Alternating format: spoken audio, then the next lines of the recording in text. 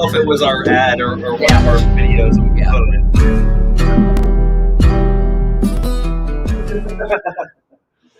We like to make men cry.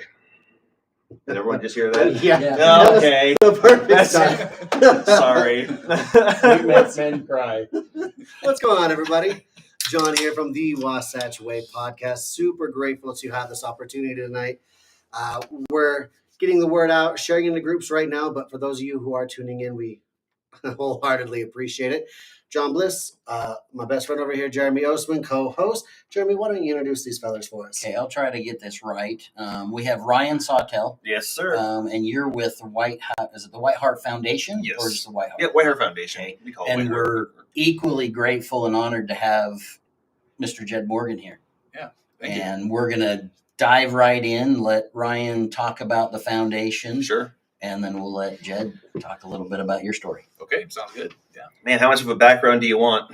Besides making grown men cry, what do you want me to?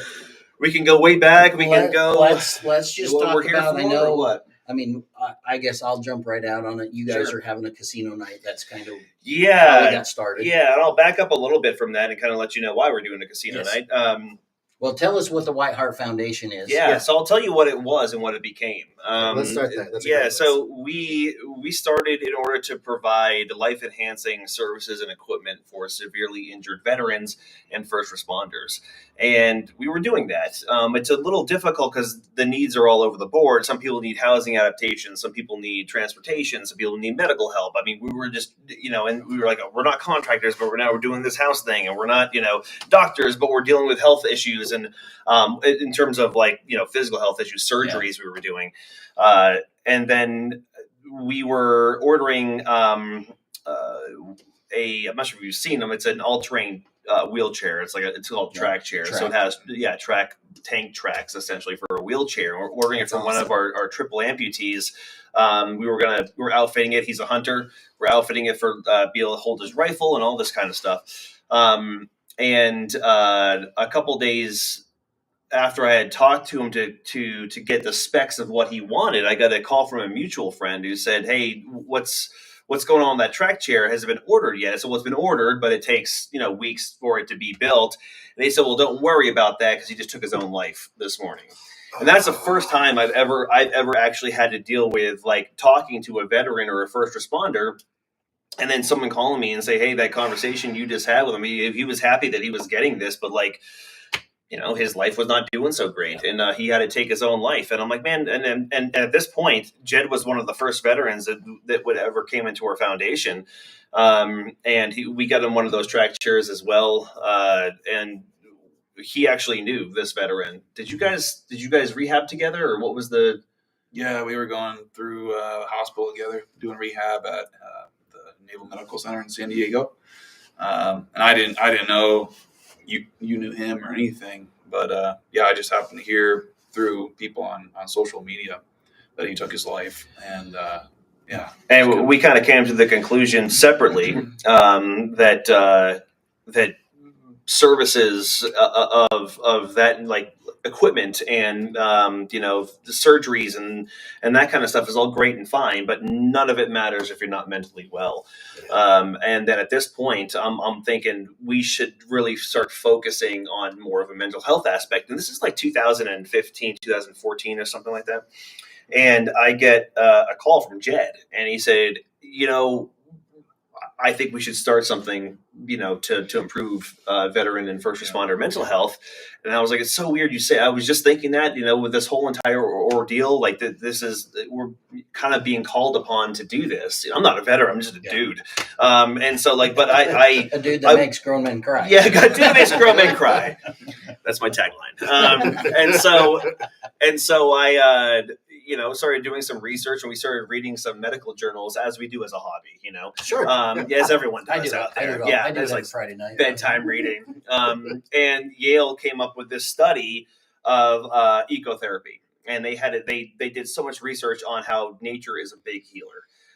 And so Jed and I are talking, and Jed, again, he came to this conclusion separately as well. And we said, well, this is what we're going to do. So let's launch our first excursion. So my parents at the time are living in Lander, Wyoming. And I said, okay. And they said, we have a lot of great outdoor stuff here. Why don't you do your first excursion in Lander, Wyoming? Fine. This is great. We need to fund it. Jed had a donor who ended up writing a check and funding everything. We did our first excursion in 2016 there in Lander, Wyoming, and it's grown since. We now do a whole entire leadership, and he'll tell you about that. We do a whole leadership training in Oregon. We do excursions in Western Colorado. Still do the one in Fremont County, Wyoming. And, I've been living here now for 5 years. And I love the beauty of this whole entire valley. I was driving, through this road when I was going on the way to Lander, Wyoming, and I kept seeing, like, past Deer Creek, you pass the Provo Canyon. I'm like, this place is beautiful. Yeah. And I was like, man, of course, I know it's when everyone moved into town, but in 2015 and 2016, I was like, this kind of reminds me of where I'm from in New Hampshire. I think I want to move there one day. And then everyone had that thought. Yeah. A lot more than you had. Yes. I was like, no one will know. So, came here for 5 years now, and we just started thinking, like, we have to put down roots somewhere. We're all over the place, which is fine. We can operate this from remotely wherever we are, but this community is great. This community is largely supportive of veterans and first responders. Yeah. And it seems right to do a lot of the ecotherapy in this area and in this region. The Wasatch back, Camas is the gateway to the Uintas. Yes. A lot of people travel through Heber to get to the mountains. Yeah. Because we are the mountains. Yeah. And it's just a beautiful area. It's healing. I know it sounds cheesy, but it is actually healing. You get a lot of these veterans are on pill cocktails, as you can imagine, right? Like, here, take these 30 pills a day and make you feel better. Yeah. And no, get outside. Like, literally just get outside. It'll do so much for you, Well, just in my business, and John knows, I started 8 years ago, and there for a while, every Friday I fished. That's my decompression. Yeah. If I'm outside, after you read the medical journals, you go fish. Yeah, exactly. It's Good Friday. It's like, wait a second, you're saying outdoors? But anything outdoors. We're leaving in the morning to go to southern Utah and side by side for 3 nice. days. So I love that. I love that. Anything outdoors, it's like I could go fishing on Strawberry and not catch a thing, and come back and just be like, I'm ready for next week to work. Yeah. I'm good. Yeah. So, but in a way, being outdoors, going out and fishing, the hiking, the trails, it's a different way of connecting with your higher power, understanding there's something bigger than yourself. And for me, it really helps take me out of my own problems, because what is my one little problem when all of that is out there, right? Yeah. I grew up in Charleston, and I didn't own a snowmobile trailer until I got married, because I'd just take right off from the house and go to the mountain. Everybody's like, you're so lucky. And I'm like, deal with the snow. Yeah. You think I'm lucky, and then you have to shovel it. Yeah. But yeah, I wouldn't live in a different area. I moved away for 20 years. And yeah, you were telling me that. You moved back. Back. It's enchanting for sure. So back to your point about the event that we're doing, the casino night that we're doing. I introduced our foundation to the Grand Hyatt there in Deer Valley, the new one that just got built across from Jordanelle. And they love what we're about. And they were like, hey, look, if you want to do an event here, like mid-May, let's do it. And I'm like, okay. Let's throw it together. Let's do what we can. And, it'll be a fun casino night. And we're just trying to get everyone around to support these veterans and first responders, but have a really good night, a fun night. Yeah, it's black tie optional, but we're not going to be a stuffy. It's not a sit-down dinner. If I show up in a green mankini, you guys let me in? Just because it's you. Yes. So I saw I think I saw somewhere that it was like a James Bond type theme. Yeah, it's gonna be a 007 theme. So yeah, it'll be fun. We're just trying to make it a fun party, and introduce our charity to the community, in hopes that X amount of years down the road, we're gonna have more of a presence here, because we really want this to be the area where all of the veterans and first responders come into to get healing. We got a phone call from the FDNY a couple of years ago, and they were like, they just started a whole mental health awareness push in the FDNY. They've never had it beforehand.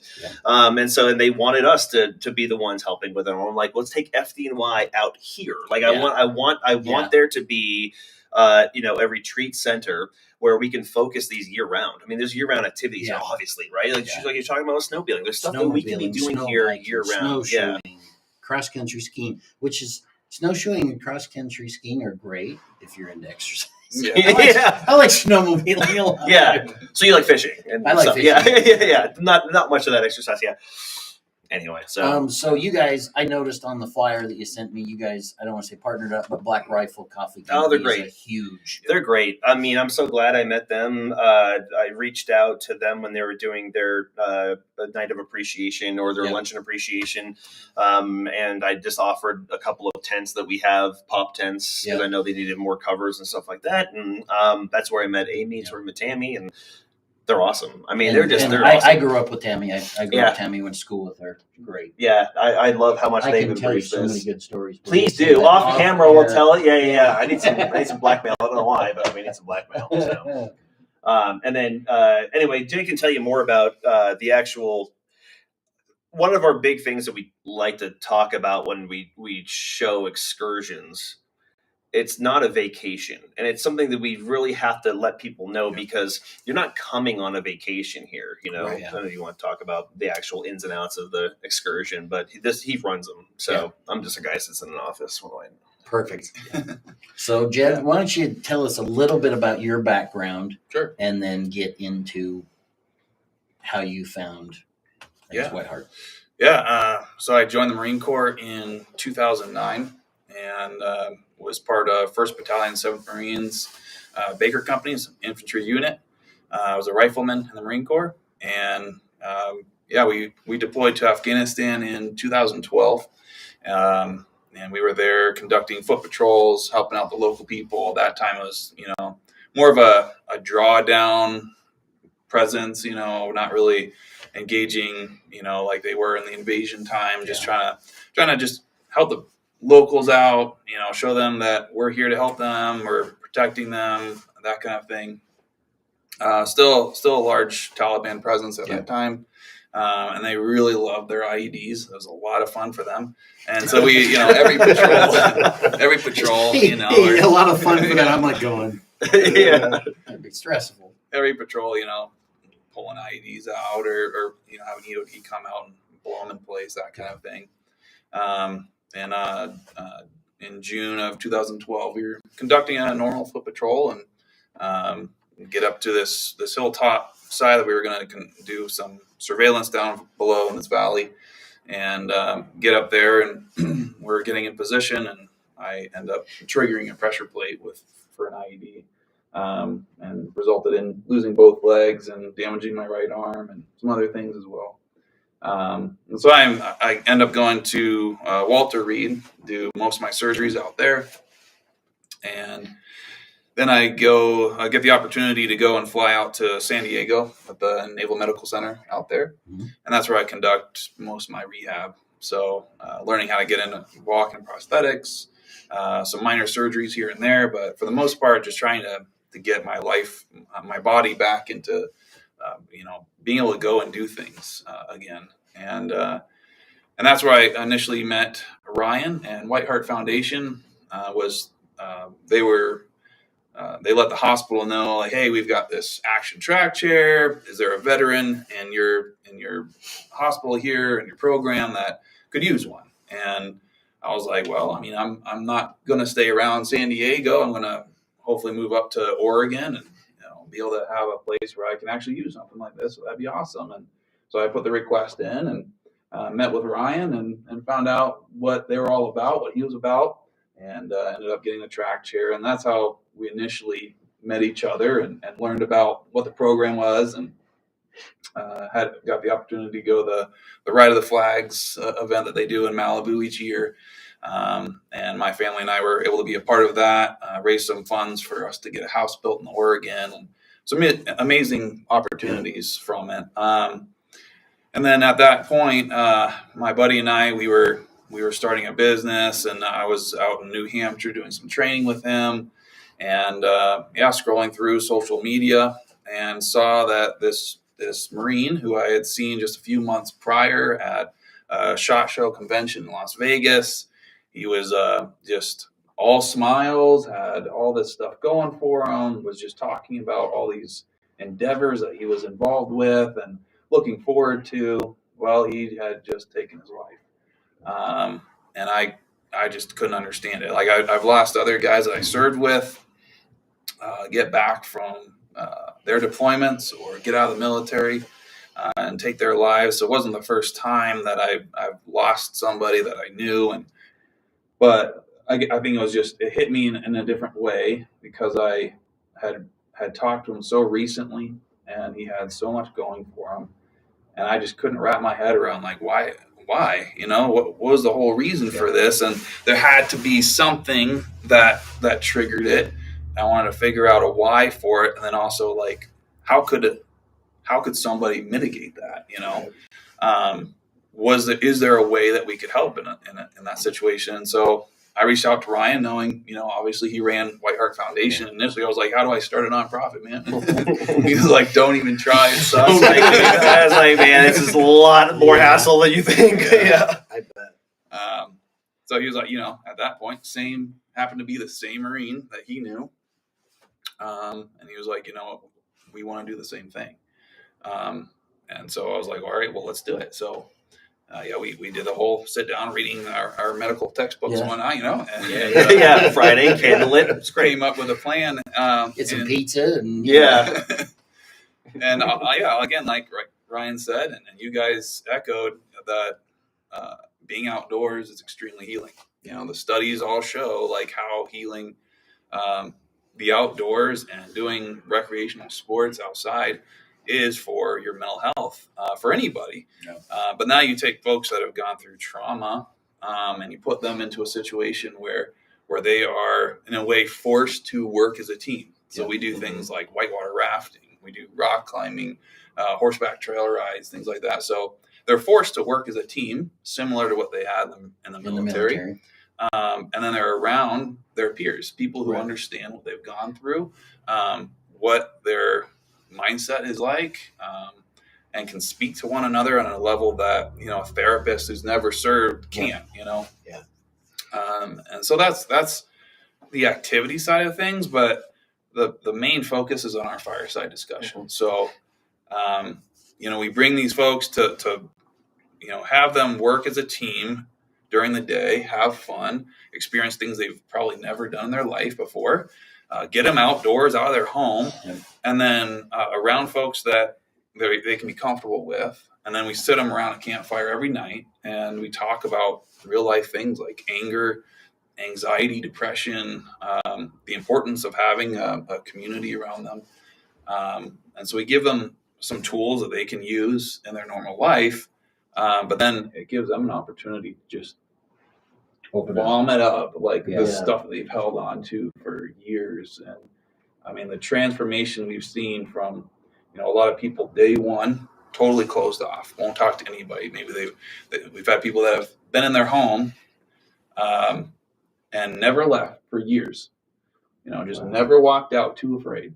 And they finally get the courage to come on a trip like this.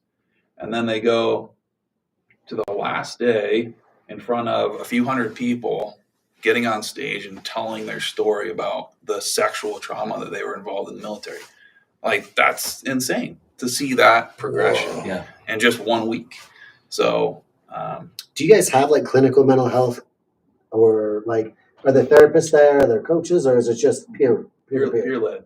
That's incredible. We call it, we're the first step in therapy is what we say. And that's where we start, and that's where we end, and that's where we want to be. For many people, that first step is what they need. And that's where they want to end. They want to keep this group of people as their peer-to-peer mentors, and they don't want to go any further than that. But at least they have somebody to talk to. If they want to go clinician-based after that, we have a list of resources that they can utilize, of course. But this is not that. This is just peer-to-peer. And we want to, people want to tell their stories and share their stories with other first responders or other Marines, or we have a female, female veteran trip. So they can tell their stories in a more comfortable setting.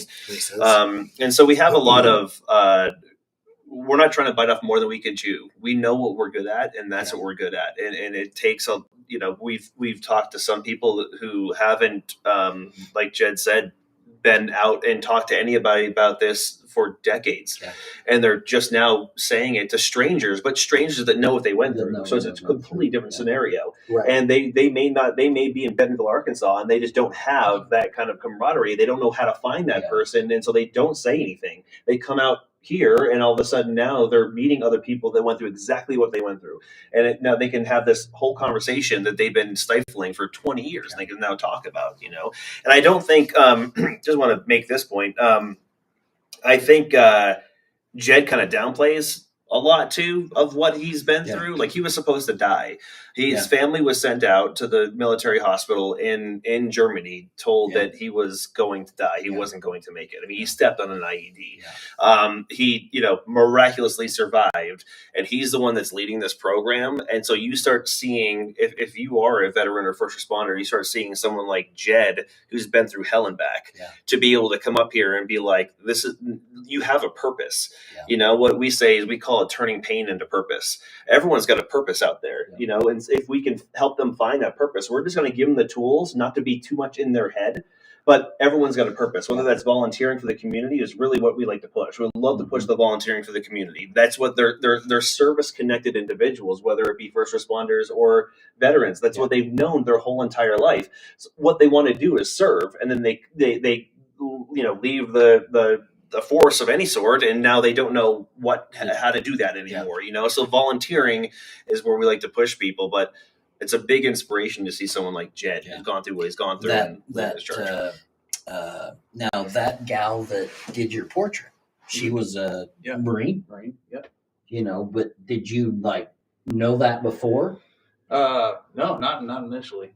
No. I mean, I watched that clip that you sent me from Instagram, and I'll admit it, I'm a 51-year-old crybaby. Yeah. I'm watching in my van, sniffling, and people are like, because that's what I do. I make grown men cry. And just so you're aware, the clip that he's talking about, we will share on the Wasatch Way Facebook. And like you said, I mean, him talking about it here, I'm like, dude, that's half your story. But I will. I mean, my dad was a Navy guy. He did never get to Vietnam because it was over by the time they were there. Mm-hmm. My father-in-law did 2 tours of Vietnam, and we can't get him to say a word. Well, Vietnam veterans are the biggest supporters that White Heart has. Yeah. Traditionally, they are the biggest supporters, and they will tell us privately that what they went through, they never want to see that happen to any other generation. And I mean, they come out in droves to support what we're doing. They're awesome. I'm hoping. I mean, my dad, will probably come. I'm hoping to get my father-in-law because. He's Vietnam, but he'll watch every History Channel war movie, and then you'll ask him about it, and it's not anything he'll talk about. Yeah. Well, then back then there was a stigma behind it, and luckily there isn't now. Yeah. Luckily, we have a lot of people talking about it that have a lot of influence, and they're willing to say, look, it's just you just have to talk about it. Yeah. I mean, we don't have to be going through any kind of crazy psychotherapy. We just need to talk about it. Just start talking about it, and you don't have to do it in a theater in front of a bunch of people. Just talk it one-on-one with somebody. Even if it's you go to one of these, I don't say retreats or these. So you're reaching excursions, yeah, sure. And you click with somebody, you can pull them aside and go, "This is what I went through." They start their own group chats that they've been since 2017, 18. They're the same people talking to each other. When things are going wrong. That's so cool. Yeah, it's been, and that's how we always follow up too. Jed's got a whole program to follow up with everyone because we don't want anyone slipping. I mean, everyone's got free will. It's not like we can sit here and who knows, but we're going to do the best we can to make certain that they have the tools, to be able to get what's and I'm glad there's people like you out there because I don't know that I could do that. I don't know that I could get people to talk about it.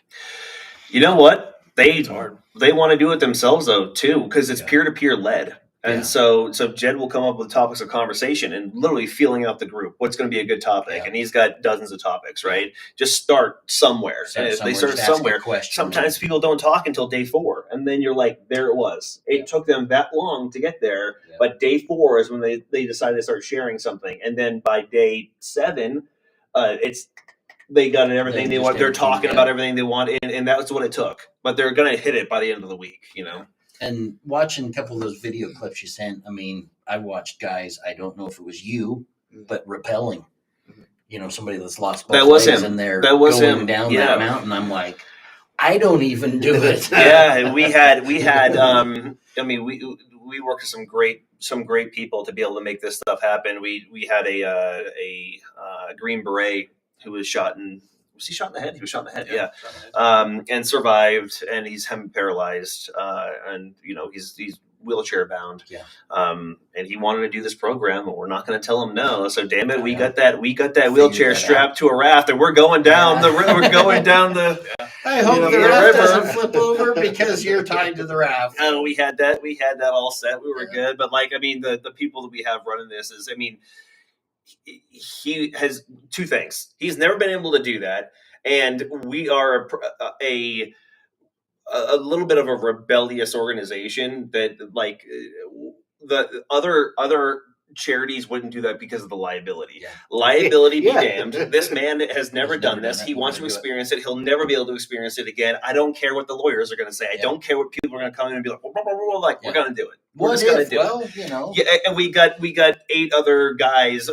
He'll be fine. You know, he's fine. And it was like just seeing his. I got photos of it because of course we had to take like him just like light up being able to do that. And I'm like, he's never going to be able to do that again. You know, cool. that's you know. So anyway, liability be damned. We're going to take that upon ourselves every time. Every time. So, yeah. I absolutely love it. One thing I'm going to do, if it's okay with you guys, we've talked about the dinner, and we'll talk about that again here in a second. But how else can the community, those out there watching, how else can they get involved? How else can they help? If they think they have resources, or even if they know someone who may want it, how can they get a hold of you, reach out to you? Where's the best place for them to go? Whiteheart.org. You'll find all our contact information on there. You know, there may be a lot of resources on that they have that we don't know about. You know, we have a lot of interesting offers that have come by. People want to donate certain items or certain things for the, you know, for our excursions, and we're down for anything. I mean, we're a little niche. So sometimes it's a bit hard because people want to help volunteer, but unless they have like, you know, their woofer certification, unless they have like their like, you know, different types of training and insurance. But it could be like, you know, somebody that has a transportation company and they can transport people from point A to point B. Exactly. We work with Angel Flight a lot. They fly in a lot of our veterans into Podunk, Wyoming, or, you know, and hopefully here in Heber. We're over Wyoming. They don't have an airport. Push. Yeah. They'll figure it out. Just parachute It's going to be just like the military. Let's don't worry about it. Yeah. Now, you said that in Oregon, was it the White Heart Foundation or another foundation that built a home for you? Oh, it was with Jared Allen Homeschooling Warriors. Okay. Yeah, and then White Heart raised funds, and they kind of joined forces in that endeavor. Yeah. Sweet. Jared's a good guy. Yeah. Did he go to the Hall of Fame? I think he may be Hall of Fame. Yeah, he did. Yeah. Good guy. Yeah. Hall of Fame? Football. Yeah, for football. Yeah. Yes, I'm not sure. We're not. I'm a hockey guy. Okay. I don't hold that against him most of the time, you know. That's funny. So the interesting thing is, I have a friend that runs a women's retreat. Sure. And it's for men, you know, women, not necessarily military based, but I sent my wife on it. My wife used to be very closed, not very outgoing, I should say. Sure. And she went on this retreat, and I told Tiffany, I said, can you tone down on the women's? I got chores now. But she does it in Hawaii. Yeah. So it's great, but women that it's about, I don't want to say women empowerment, but letting women know they're no more than just a housewife or a mom. Yeah. And stuff. And I've seen it firsthand. I actually didn't go on the retreat because they won't let me go for some reason. Oh, I'm like, I'll wear a dress. Did you try your mankini to see if they would? Okay. I would wear a dress. There's a certain part of the retreat that I wouldn't be welcome on. Something about skinny dipping in the ocean. But I mean, it did wonders for my wife. I met with one at the time. I met with Tiffany and one of the other guys on essentially a fire hose. I met with them for 8 hours in a personal setting, and I was just like, holy crap. Yeah. But, It's 1 week can change lives. Yeah. Quite literally can change lives. If you put people in the right scenario. I mean, there are people in my hometown in New Hampshire who have never left New Hampshire. And you're like, you don't know what's out there. You don't know, like, and there's a lot of times we get people from where we operate these excursions. They want to do them, like, fine, but we're not going to have you do the one in your town. We're gonna take you to some place outside of your element, so that it's all new to everybody that's inside that excursion. It's not going to be that familiar to you. And I think that you take me to a 300-foot cliff. Definitely, I am out of my element. yeah. I stay away from those. Yeah. That's we do some great rock climbing there in Sinks Canyon and Lander, which is fun. It's next one's Devil's Tower. Yeah, exactly. Yeah. Free climb. Then we'll go do Half Dome, and then we'll go do other. Yeah. For those tuning in on the live stream, I have shared the link for the High Stakes for Heroes dinner coming up. Feel free to go into the chat now, click that link, show that you're interested. If you click that interested button, it'll show everybody else on your friends that event that's coming up as well.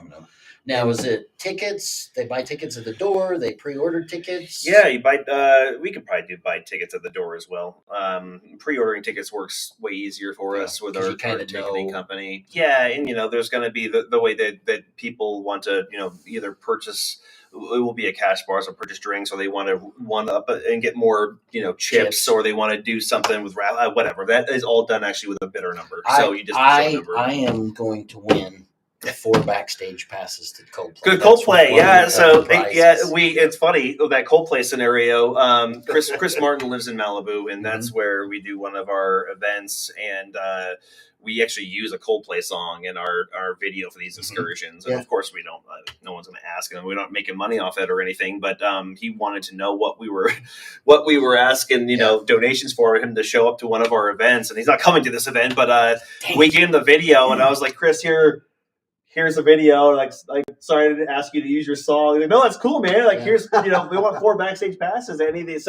So they're doing, I think a couple weeks after the event, they've got a show in Denver and they got 2 shows in Vegas. They don't play one in Salt Lake City, but they're like, if you want, anyone wants to come into those shows, you got backstage passes if you want to auction it off. And I was like, all right, we'll do that, So everyone's really supportive of what we're doing, and there's some people like that, like that's the way that he can give. He's like, he doesn't know how to give, but if you want to use our song in your video, go for it. Here's some backstage passes, and hopefully you can raise some funds. So that's really cool. Yeah, we have a lot of really good supporters, especially in the industry. Rob Lowe has been he's been supporting me doing charitable work before I even started Whiteheart, and so I'm not sure if we have the 30-second commercial that we did, but he was the voice of that commercial.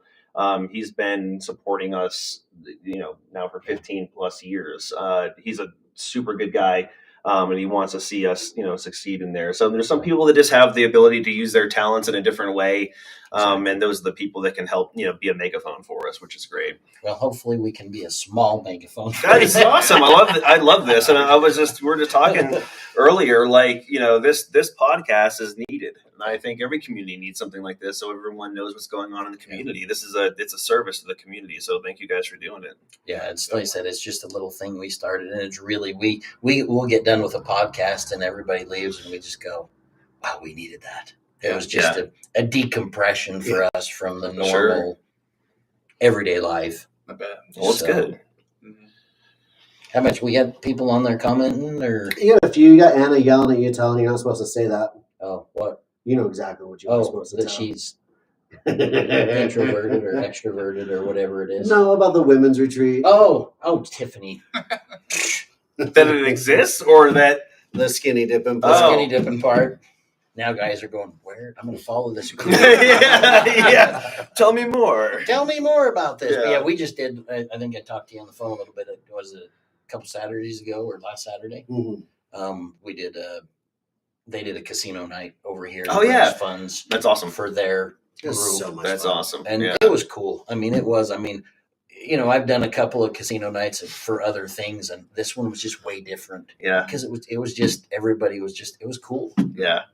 And Yeah, we're trying to make it more like a party, so it's not a sit down dinner. We'll have food, but it won't be a sit down dinner. We're just going to have a blast, and hopefully be able to meet some of our veterans and first responders, and raise some good funds. I'll reach out. I've got. I mean, my father, like I said, my father-in-law, my dad. My father-in-law was also a deputy sheriff in Summit County for 30 plus years. I've got a brother-in-law that's unified. My little brother is ambulance firefighter here in Wasatch. Yeah. My dad actually ran ambulance for years. So. I mean, people don't understand how much they go through. I mean, there's what they see. I was with him on calls that probably traumatized me as a kid that I didn't need to see. Well, you know what happened for the FDNY is, do you remember that high-rise condo in Florida that like half it just fell down one day, like years ago, like 6 or so years ago, and those rescue guys were called down to help with that, and they started having 9/11 flashbacks. They realized they had not dealt with it, and that's when the FDNY was like, wait a second. You guys have been dealing with this whole time. I mean, probably some suit somewhere, just like, and so they started focusing more on, getting help. And that's when we got a phone call. Of course, 9/11 was, the start of everything. Yeah. I got a friend who was on the cover, I think it was New York Times. He was a firefighter heading towards the building. And they got a picture behind him, but he was almost there when one of the buildings fell. And I sat and I talked with him one night. It was really cool to have him like open up. But the one thing that really surprised me is we've lost more police and firefighters from 9/11 after 9/11 because of 9/11. Yeah. It is the wildest thing to think about. Yeah. And that's it's the same thing with the military. We've lost more to suicide at home than we have in combat in the years following 9/11. I joined a business coaching group that was in New Jersey, and there was an individual from Oregon that came out, and he did a ice bath, fire walk type thing, and he told us his story, and he goes, I got back from Afghanistan, wherever, and alcoholism, this, and he goes, I didn't want to live, so I put a gun in my mouth, pulled the trigger, and he's still around. And he goes, when I survived, I knew there was something for me to do, and so now he does a lot of that. And when he said that, you could hear a pin drop in the room. Yeah, I can imagine. He does a lot of public speaking, and this ice bath therapy is what he does. He would jump in an ice bath for 3 to 5 minutes. I'm in there for 30 seconds going, no, I don't want to do this anymore. But we did the fire walk. I didn't ever think I could walk on hot coals. I did it. Don't look down. It hurts worse if you look down. Well, I tell you what, it's interesting though that people find their avenue and what works for them, and sometimes it's just fishing, like you're talking about. And if people love just to do that, sometimes it's woodworking. Yeah. Sometimes it's. A lot of people have different outlets, and they find that, and it's again, maybe that's maybe it's a little purposeful, but whatever works for them. We do in our program is we do so many samplings of different things that maybe they latch on to one of those things and they go, this is what I want to do now. I want to do XYZ. So, well, and I think it's interesting how you said Jed will lead the discussions or lead the retreat type thing, and he can kind of ask questions, and you have the capability to know where it's going to, where somebody will say something and you have this set program, and you might have ended up clear over here. Totally. Yeah, that happens a lot. And that's what's cool. When I went to this guy that I talked to, he just listened to what I said, and he's like, I can tell you, I had a whole different program that I was going to talk to you about, but you led us way over. Well, that's it. There's a difference between hearing and listening, right? Yeah. And so you've got to be really receptive and understanding of what people are saying, and just you can tell. Every group is different. Every group has a different personality, and you got to kind of mesh into that group to figure out how to best help everyone out. Yeah, I got a question. When it comes from people who go through your program or go through your retreats, towards the end, how many? Just a rough guess of percentage. How many people do you think go from with you guys into getting a therapist or a coach or something like that to seek that bettering themselves? Yeah, I would definitely pretty high majority. Yeah, probably. I don't have necessarily percentage, but so our bigger things I wanted to touch on a little bit was, most programs out there that help veterans and first responders and whatnot. I mean, they'll go and take them on a fun, fishing, hunting trip, that kind of thing, and that's great. Maybe they find a good way to kind of connect in that, but there's no discussions on mental health. It's just kind of, let's go have some fun. It's kind of fun. And then they send them back home and they never hear from the foundation again. And again, maybe you got that veteran or first responder outdoors for a little bit, and that's good. But our thing is the outreach afterwards. Yeah. So and Ryan kind of touched on a little bit where we can't force them, but we do everything in our power to keep in touch with them afterwards. We've got people that we keep in touch with from the very first trip back in 2016.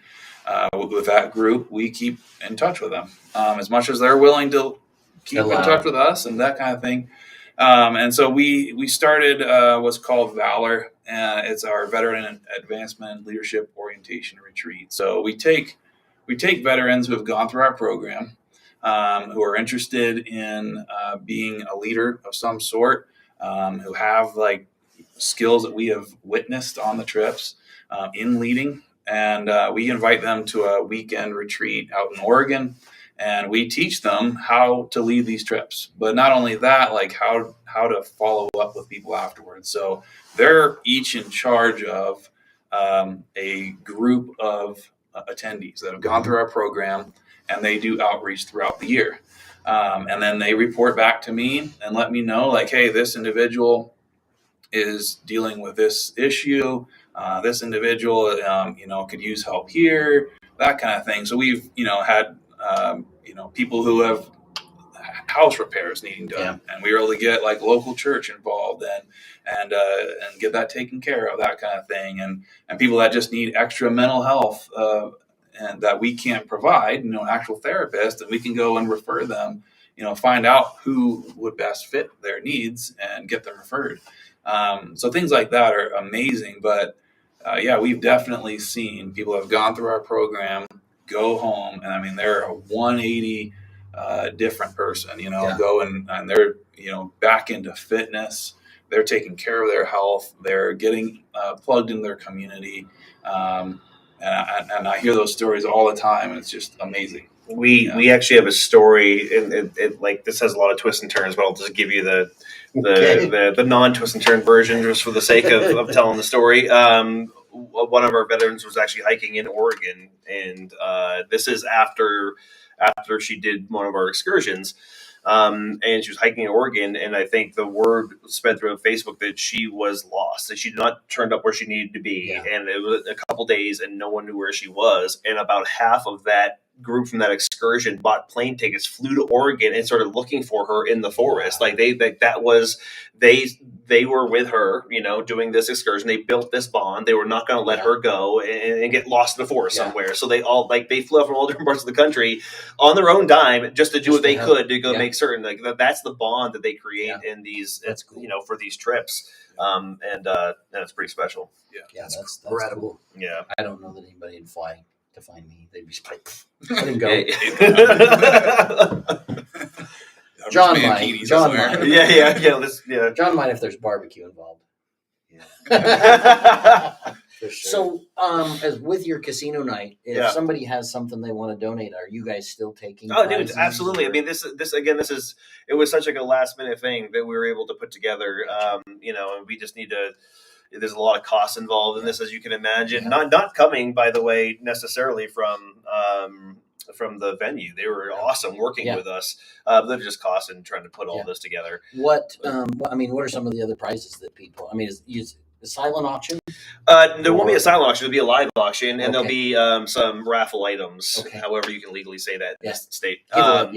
So we've got Mossberg shotguns are being donated. We got two of those. I know we have some tactical gear, and I think we have a list of stuff. I've got to update the site and put it on. But it's on your site. It's not on the site right now. No, I'll have to update it as they come in per day, because it seems like every day we're getting someone say, "Hey, we'll donate this. Hey, we'll donate this," and we're trying. We'll have to see what Osman's Heating can come up with you. Come up Nice. I appreciate that. We'll find something. No, it'll be good. And I know a lot of these. We've been going around these companies, and it's been, man, I tell you, this area is super cool. I mean, like really everyone's so receptive of what we're doing, and I know, like everyone knows that Mo gets hit up a million times for all the great work that he does in this community, and he's still as receptive to it. You're like, man, we talk about that all the time. I get, hey, sponsor the rodeo team. Hey, sponsor this. Yeah. Hey, sponsor that. Maybe we'll have to dig in the freezer. I buy 4 pigs. Anybody need nice. pork chops or bacon or sausage? Nice. But we do it. No, John, you can't raise your hand and say you need bacon. I already ate all the bacon you gave me. Yeah, really. Yeah. His birthday was a week ago. Yeah. He's like, what do you want to get John for his birthday? It's like, just get in the Bacon. freezer and give him some pig or something to smoke. I mean, that's Nice. it's a legit It's gift, a to be legit honest. gift. Yeah. But we just want Who people that are are some of the showing local here in Heber that you can shout out? Black Rifle Company. Well, Black Rifle is definitely the ones. Tammy They're helping us out with this entire event. Black Rifle's great. The Carl Malone group, obviously, as well. They're awesome. Yeah. We went to. I mean, everyone who says that they're going to jump on board because we were just getting out there and knocking on doors yesterday. So Mo obviously is a big one. He's such a cool guy. I had He's lunch so cool. there today, and he was out in the pouring waters and talking to people and just mingling and He's a everything. schmoozer, man. He's good. He is. I mean, Redemption Tactical sounded like they were on board as well. OPSEC Arms. And they're the ones over there off of Airport Road. Yep. Yeah. Yep. OPSEC Arms, those guys are so cool. Those are Yeah. really cool. Yeah, they were cool too. We went to Silencers. Oh, Dead Air got on board? yeah. They want to do something. Yeah. Heck yeah. Yeah. When I worked at Yeah, Fieldcraft, I worked with those guys. They're really cool. They're very We fun. haven't gone to Fieldcraft yet. We want to go there. They're in Orem, yeah. They're in Orem now because they were here, Yeah, and they then were, moved. yeah. They were, and then we were. Was it over They moved away by from my you, old or- shop? And you're like, when did they move? Yeah. And They moved their whole They operation. moved the whole operation. But I do know some of like the big wigs still live here in Heber Valley. So Yeah, we got a lot of people even from Salt Lake side, just different doctors' offices and stuff that are pitching in. But who knows? We don't know what to expect. It's not anything to this cool story. I went on a bid today in Park City, and I pulled up, and the lady's last name, I was like, "Hey, is your husband happen to be a back surgeon at the University of Utah?" And she's like, "Yeah." And I was like, "Did you guys move here like 9-10 years ago?" And she's like, "Yeah." Her husband I was one of his very first patients for back surgery. Oh wow, that's crazy. So just small world. I was like, holy crap. But so we talked about casino night. Anything else you guys want to, besides make grown men cry? Oh geez, Your new theme song ought to be Tim McGraw's. I know, right? Grown men don't cry. Yeah. Let me think. I don't. I don't know. I don't know what to add to it. Can we share the video, you think? Which one do you want us to share? Any of them? Let's see Which if one we you can want to get share? this to work out here. We're going to go into... I don't know that it's going to share the audio, so that's what makes me worry the most. But we're going to pop this bad boy up. So you mentioned wife. Yeah, my wife and 3 daughters. Yeah, poor guy. Yeah. All right, we're going to play this video. I'm really here quick. because 3 years ago I made a decision to change my life. I was on the path of self-destruction. Within the first couple steps, I was struck by a secondary IED, flipping me upside down, not just physically, but mentally. I wanted to die. I wanted to be that person dead with my brothers. So the Guardian Project is combat veterans are on the path of self-discovery and healing by the means of being in the outdoors and doing adventurous sports.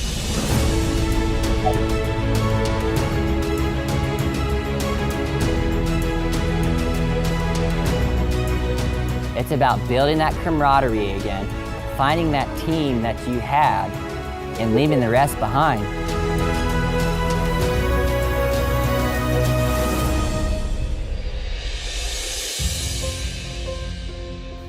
I went from being a pretty closed off, walled off man to doing my very first excursion last year, being exposed to stuff that I've never been exposed to, there's great power in being able to share your story with others and to just sit back and listen to others speak. The Guardian Project is about building family, brotherhood, sisterhood relationships. It's a source of integration back to society, as well as building families. Unfortunately, the government doesn't have the resources to train us how to be civilians anymore. It's how many drugs they can feed you. You know, it's turn them into a zombie, and then that's gonna be their existence. And I'm sorry, but that's not gonna be my existence. I don't wanna be a zombie. I wanna be a good husband. I wanna be a good father. I wanna be a good role model. I wanna be a leader for my community. And having projects like the Guardian Project helps me with that. It's people supporting me. It's people sharing with me. It's giving me the opportunity to be vulnerable enough to share my story. And it takes a lot of communication between my wife and I to figure it out and move past while I'm in the moment, you know what I'm saying? I pledge allegiance to the flag of the United States of America. I've walked through the gates of hell, and I've survived. And I've tried my hardest to make myself a better person in that aspect. But since I've been home, I've lost 7 friends to suicide.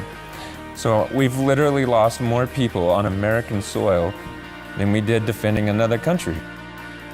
You want to tell a great story of your time in service, but it reminds you of those that have died. I'm not gonna lose another friend, and I'm not gonna lose myself.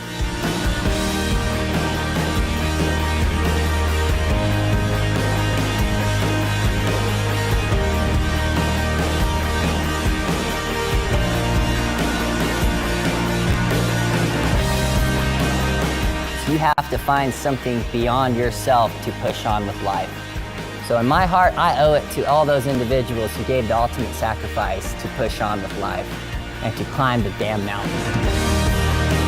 See a stream down your face.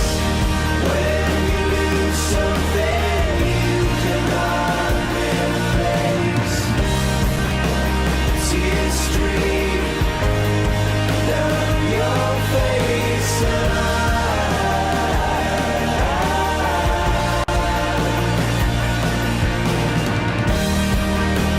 see a stream down your face.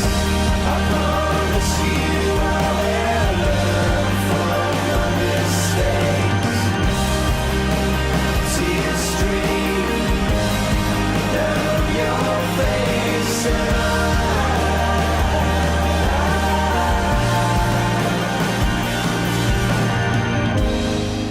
what we do for ourselves will not last.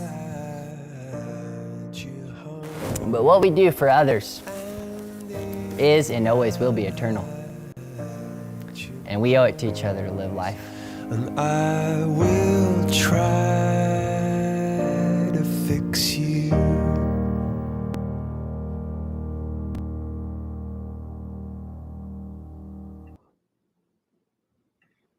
Switching back to us. Damn good video. Yeah. I mean, that just,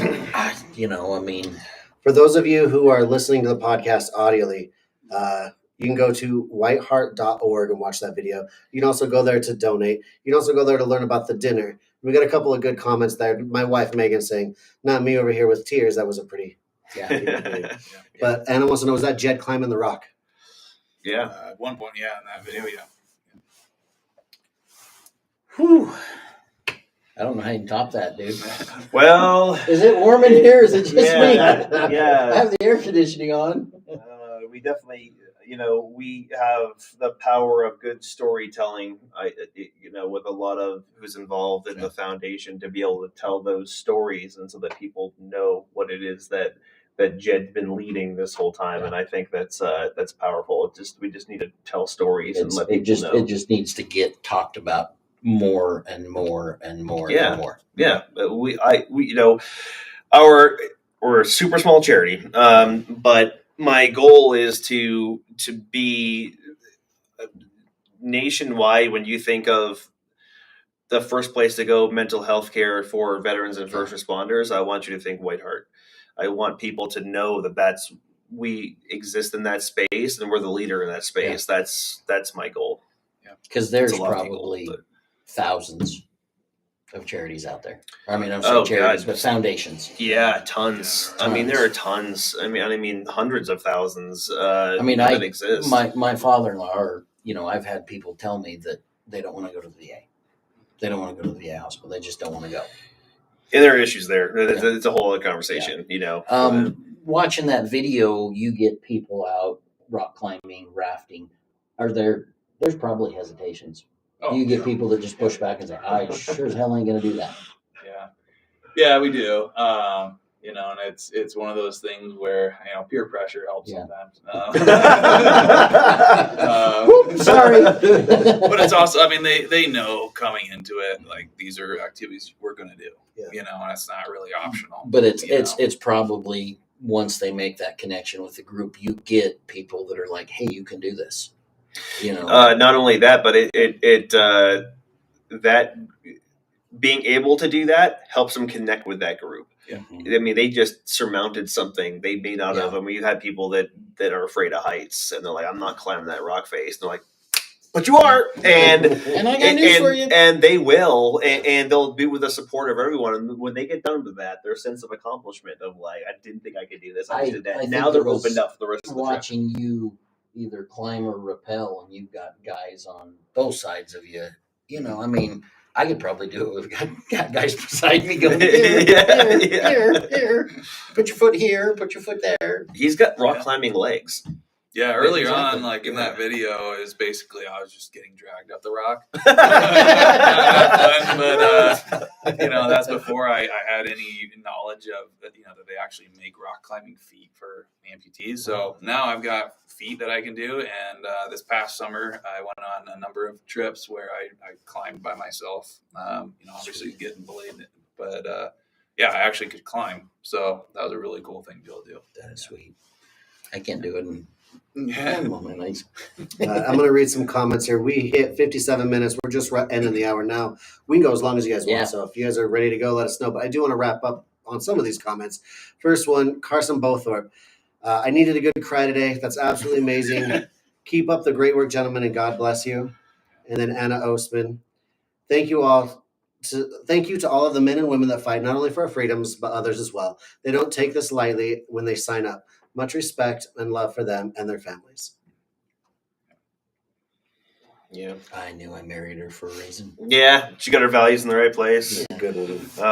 And again, I know I keep repeating this, but the whole valley seems to have their values in the right place. It's awesome. It's been really amazing growing up here, seeing.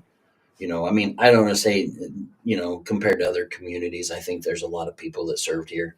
First responders. Do you know the percentage of veterans and first of all, percentage of veterans in this?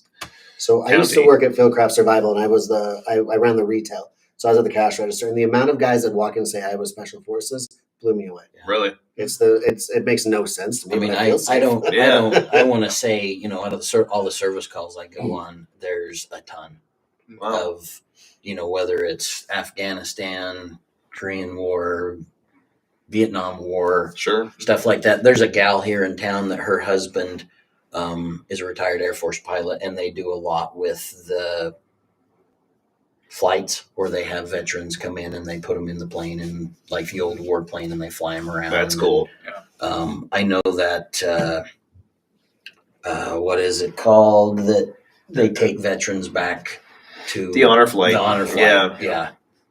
And and the difference of when veterans come back and nobody's applauding them, they're doing this and that veteran flight. They're just, the guys come out and then they're in wheelchairs and they're in this and they're just like, we had a standing ovation everywhere we went in the airport. That never happened when we came home. Yeah. But I think there is, like you said, with the Vietnam War, there's a stigmatism that just kind of is like, we didn't get that.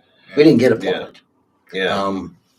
I watch a lot of YouTube and TikTok videos and stuff where, women or their kids are coming through the airport and they go over and shake a military Sure. person's hand, just how that, would be.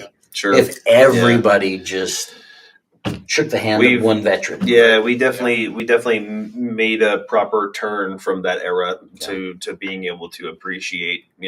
I'm not saying you have to agree with any of the politics of war. I'm just saying those who are serving the country, whether it be on the local level of first responders or the national level, overseas, just being able to appreciate the sacrifices that they're having to make, I think is valuable. And I'll say this for me. I think a goal that, I've always had is, as doing HVAC, if there's ever a need locally, even, Oregon or anything like that, let me know and we'll I see love what that. we can do to, I love that.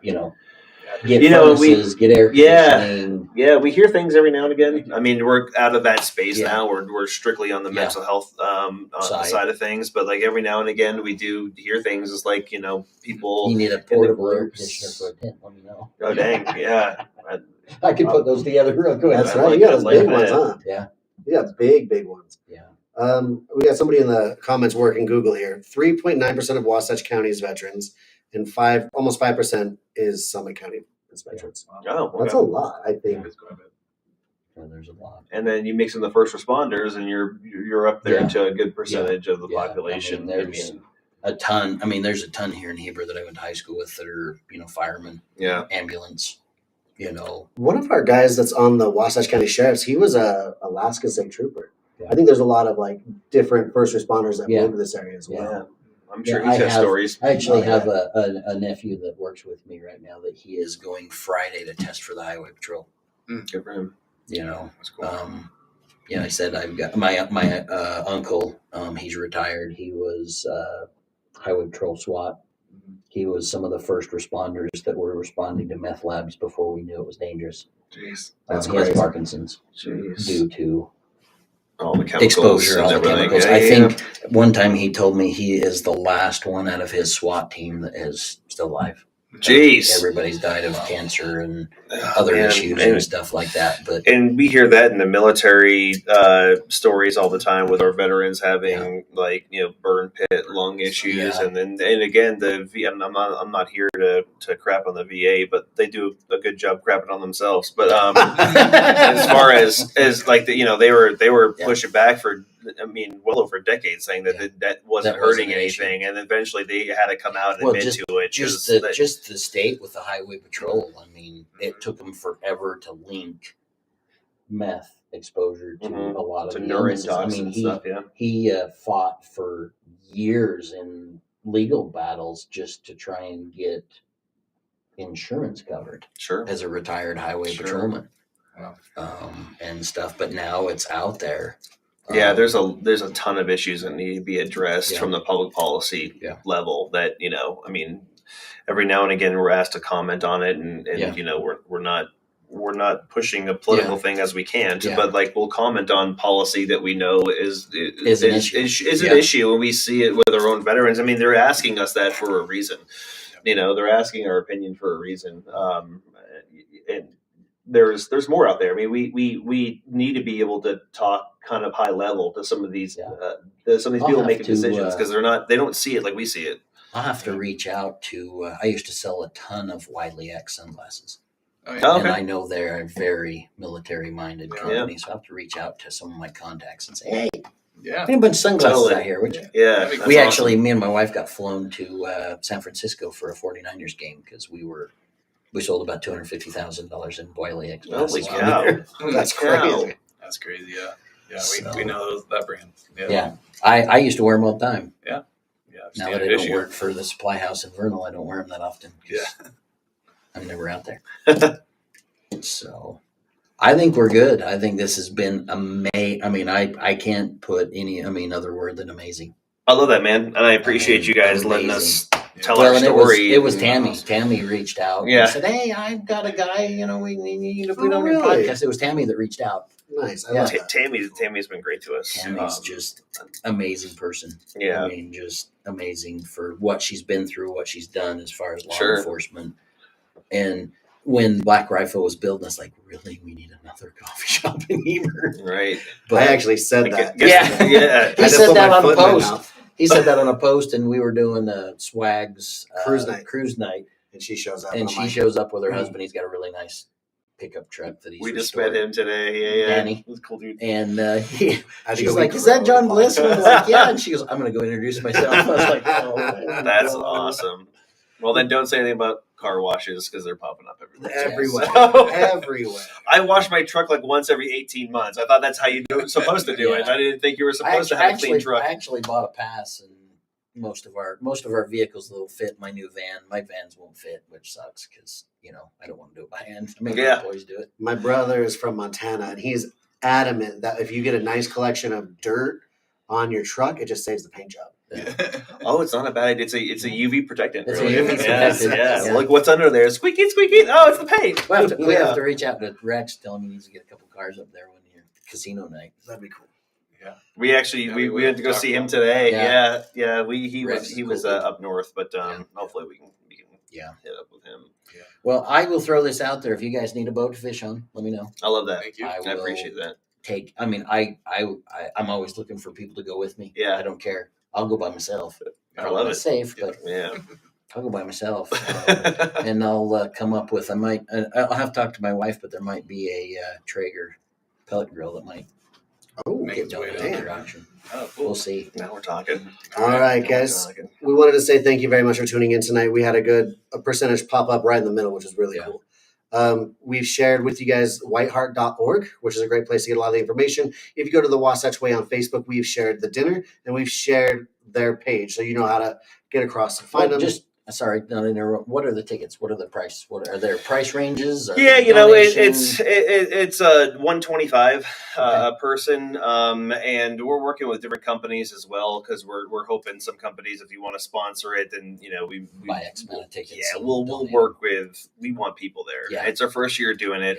We don't want to lose money. Yeah. So we want to stay above board. But I realize that no one knows who we are, and we're just trying to get out there. So Exactly. we'll work with whoever we need to work with to get in for sure. Yet. No one knows who you are yet. Yeah. No one knows who we We're are getting yet. there. Yes. We're getting there. One day. So all of our followers, Facebook friends, we're going to share the hello out of this on our Appreciate social that. media Yeah. pages. Obviously, like I said, I have vets in my family. I have first responders in my family, immediate family, extended family. But if you've got the means to go, let's show up and make this just a huge. Would love Gala. it. I would love it. Yeah. That'd be amazing. Yeah, we can oversell. We can pack it out. Yeah. We'll just tell we'll tell them what Yeah. we're doing here. I mean, it's just gonna be a big We'll, awesome we'll party. talk. We'll talk to Mayor Mines and see if we can. We have the guy that owns the hat that John has on Mountainside Barbecue Cleaning. Nice. We had him on here and we were teasing about Mayor Mines, and he's like, texted John. He's like, I was at the grocery store, Gas station. the gas station, and he said somebody called him Mayor Mines. That's funny. Kathy Ransbottom, she's from my home stomping ground in Idaho. Thank you for your sacrifice and service, gentlemen. That's cool. Okay, I'm good. Yeah, let's All wrap it up. we're going to wrap it up. Thank you guys very much for tuning in. Thank you guys for coming and doing this. Thank you. I'd say thank you a million times if I could. I think we're gonna run to the Midway Mercantile, grab some late dinner. Are they still open? Yeah, they're still open. They might be. Still cool. All Yeah, right. Midway Merc, Lola's is really good. I don't know how late they're open. You can't starve in Wasatch County. Trust me. Yeah. just You can't can starve. after 9 p.m. though. No, you can. You there's a lot open now. All right. Camas. When I first married my wife, like everything shut down at like 8 o'clock. If you Yeah. needed a gallon of milk, you had to come to Heber. Right. Wow. So, Anyway, thanks guys. I Okay, appreciate have it. a It's a good great night. opportunity. You guys have a good night.